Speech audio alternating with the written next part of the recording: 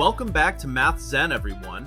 This video is going to be a continuation of our fast test prep for 5th grade. These questions align with the number sense and operation standards. Before we dive in, don't forget to subscribe by clicking the icon in the lower right-hand corner. Okay, here is question number 3 of our 5th grade fast test prep series. If you want to pause here so you can read this on your own, now would be the time to do that. All right, it says that Emily is solving a problem. She moves the decimal place of 359 and 7/10 2 places to the left.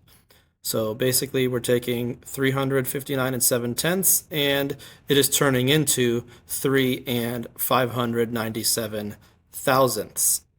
Well, this question is now going to ask us which of these situations have caused Emily to move the decimal 2 places to the left.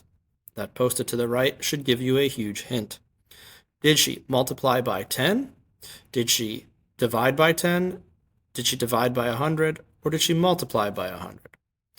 Clearly you can see here that she divided by 100.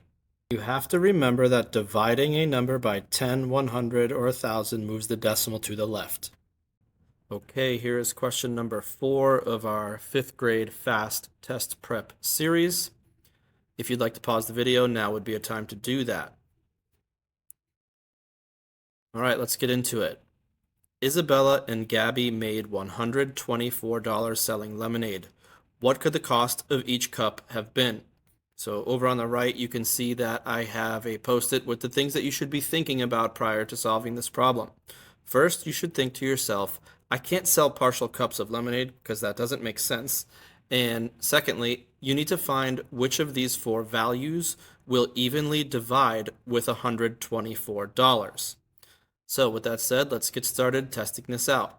First up, we're going to try $124 divided by 3. You can get 4 groups of 3 out of 12. 4 times 3 is 12. Do your subtraction, and then bring down the 4, and you repeat that process. Can I get any 3s out of 4? 1. 1 times 3 is 3. You subtract that from 4, you get 1. So in this case, you have a remainder, which is not what we want. So we have to keep searching for our answer here. So we take $124 again, and we divide it by our next value here, which in this case is 4. How many 4s can I get out of 1? None. How many 4s can I get out of 12? 3. 3 times 4 is 12, so we do our subtraction, and we bring down the 4 again. However, this time, I can get 1 complete group of 4 out of 4, which gives us a remainder of 0, which is what we were looking for. That's why 4 is our correct answer.